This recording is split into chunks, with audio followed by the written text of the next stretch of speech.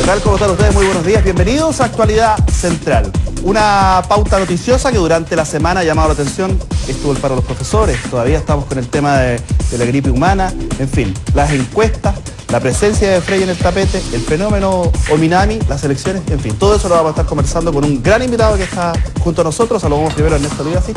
Bueno, ¿cómo estamos, Ernesto? Muy buenos días, Pablo. Buenos días. Don Pato, cientista político, ¿cómo estamos? Muy bien, Pablo, ¿y tú? Muy bien, pues. Y aquí Donaldo también, cientista político. Muy buenos días, Pablo. ¿Cómo estamos? Muy bien. Cifras económicas, Ernesto, preocupantes, alarmantes, este país con crecimiento negativo. Nunca he entendido eso de crecimiento negativo, es decir, que se achica nomás. Claro, es una variación negativa en Claro. el buen uso del lenguaje. Efectivamente, las cifras de ayer, buenas en términos de lo que está pasando con los precios, que disminuyeron un 0,3%, lo que permite un alivio a la familia, pero al mismo tiempo la caída en el IMASEC de 4 y algo por ciento, marcando el sexto mes consecutivo y por lo tanto entrando definitivamente en una fase recesiva de la economía. Para entenderlo un poco, cuando hay IPC negativo o el IPC está bajo, que es bueno por los precios, pero quiere decir que no hay presión por la demanda.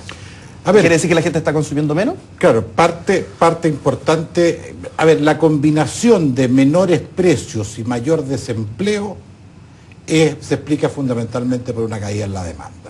Está consumiendo poco. Pato, ¿qué le llamó la atención esta semana? A ver, a mí me llamó la atención el discurso del presidente Frey, del senador Frey, candidato de la Concertación, en el sentido de que su figura está vinculada a la mantención de la Concertación como alianza y como coalición, es decir, en definitiva el triunfo de él asegura la Concertación y por lo tanto uno saca por consecuencia que si él perdiera la Concertación podría desaparecer, cosa que me parece un poco excesivo y creo que sería interesante planteárselo asumiendo de que en una democracia consolidada como la nuestra el hecho de que la Concertación pase a la oposición no significa para nada que desaparezca como coalición política. Aldo, la semana para ti, ¿por qué estuvo marcada? Mira, el debate sobre las encuestas, o esta si sirven o no sirven, proliferación de encuestas, claro, si sirven o no sirven, cómo se hacen, más allá del sesgo ideológico que se pueden dar a las instituciones que realizan las encuestas. Y por lo tanto, aquí la idea es separar las aguas, encuestas telefónicas versus encuestas cara a cara, las metodologías que se aplican. Segundo, ¿dónde se aplican las encuestas? Ciudades con más de 50.000 habitantes, menos, ¿quiénes quedan fuera de estos segmentos? Y por último, un elemento que es sumamente complicado hacia el futuro, que es la lógica de la encuestocracia. Gobernar a través de encuestas o hacer solo campaña a través de encuestas, problema. Las encuestas son instrumentos, son herramientas que sirven para guiar. Sirve para cuando me sirven. No, pero es que más allá de eso de yo las acepto cuando me favorecen o no. No, las encuestas sirven, son un instrumento o herramienta, pero hay que saber cómo se manejan. Y por último, una frase muy ligada al tema de las encuestas son como los bikinis. ¿Por qué? ¿Muestran poquito? Muestran mucho, ¿Ya? pero esconden Lo esencial. Bueno, saludamos a nuestro invitado, ministro de Obras Públicas, fundador del PPD, presidente en 3 oportunidades, político histórico y de fuste, don Sergio Vital, ¿cómo está? Buenos días. Oye, me acordé muy bien, muchas gracias. Era parecida a la tuya, pero era la minifalda.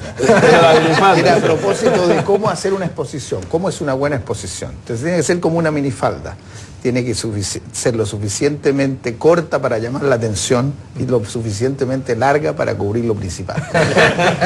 Oiga, ministro, en estos días la pauta estaba marcada, por supuesto, por el paro de los profesores.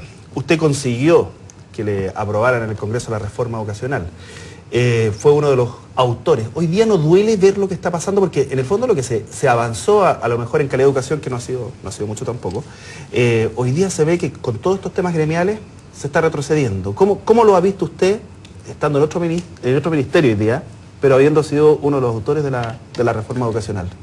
Bueno, en el periodo que me correspondió, que fue la segunda mitad del gobierno Lago después de dejar el Senado, sacamos la reforma de los 12 años de escolaridad, claro. Yo la había presentado como senador. Sí. La evaluación docente de los profesores, la concursabilidad de los directores, el crédito con aval del Estado, subvención preferencial, se mandó el proyecto que está funcionando ahora, reordenamiento de todo el financiamiento de la educación superior con becas nuevas, que ayudó mucho especialmente en las técnicas y en las universidades del Consejo de Rectores, y la acreditación de las universidades con obligación de las pedagogías y de las medicinas. Pero yo no le dan ganas como Entonces, de entrar a la cancha y yo llevar las creo manos. que medicinas. Pero yo no le dan ganas como Entonces, de entrar a la cancha y yo llevar las creo manos en el que tema. íbamos y el país y la presidenta Bachelet ha puesto un énfasis en recursos espectacular. Los programas están ¿Pero allí. qué pasó, ministro? ¿Por qué? Porque Pablo señalaba de que no se ha avanzado mucho o existe esa percepción.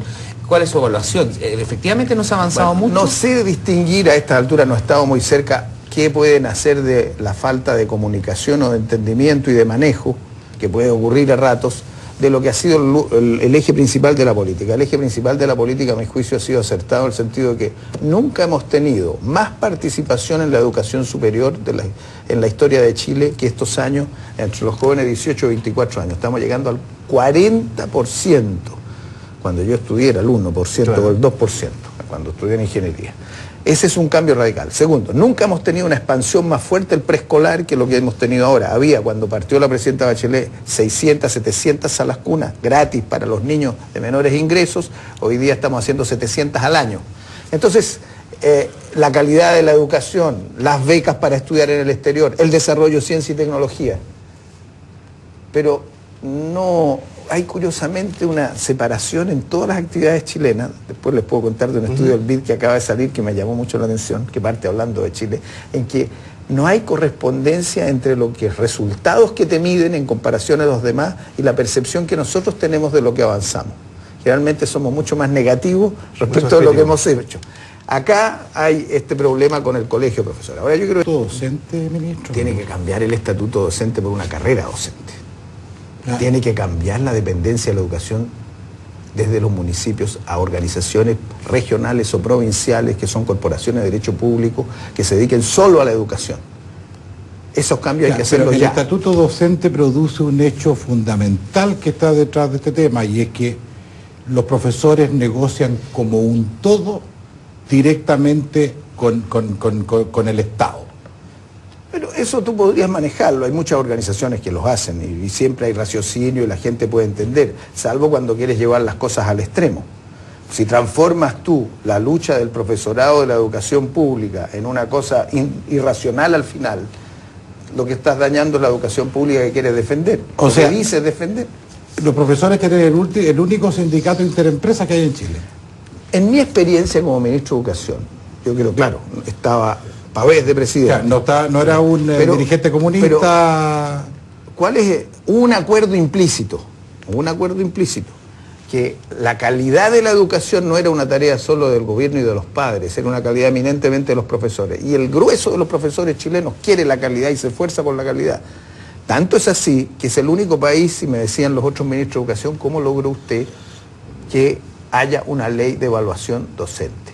Y que haya sido plebiscitada 2 veces y ganada por los profesores que querían la evaluación docente por cifras importantes. Eso habla muy bien de los profesores chilenos. Entonces el problema de conducción del profesorado, a mi juicio, es fundamental para poder llegar a la conducción, la calidad sigue siendo como el gran problema, digamos. Que después de esto nos religieron a Pavés. Nos religieron a Pavés, bueno, no sé, ahí hubo... Acuérdate que la elección del presidente no es por voto universal, lo eligen los directores que representan a los distintos sectores. Claro, o sea, pero perdió la mayoría, perdona, Pato. Sí. No, si era el punto solamente que la calidad sigue siendo el gran problema. ¿Cómo se resuelve eso, ministro? ¿Usted lo visualiza como el gran problema, el gran déficit de los gobiernos? Si tú me dices cuál es el problema número 1 para la calidad de la educación chilena, y lo que estamos haciendo es cómo formamos a los mejores profesores. Ese es el problema número 1. No es solo cosa de plata, porque si no tienes vocación, correcto, acuérdate, los normalistas tenían esa vocación que hizo historia en Chile. Así es. Entonces tú tienes, 1, pasos que hemos dado y que van bien encaminados. Acreditación obligatoria de las pedagogías. Eso está generando dentro de las propias escuelas de pedagogía la revisión de cómo le enseña y cómo forma a los jóvenes que quieren ser algo. Y al subir los sueldos de los profesores y dar más becas, aumentes el puntaje de los que están entrando a pedagogía. Esa es una primera cuestión. Falta, pero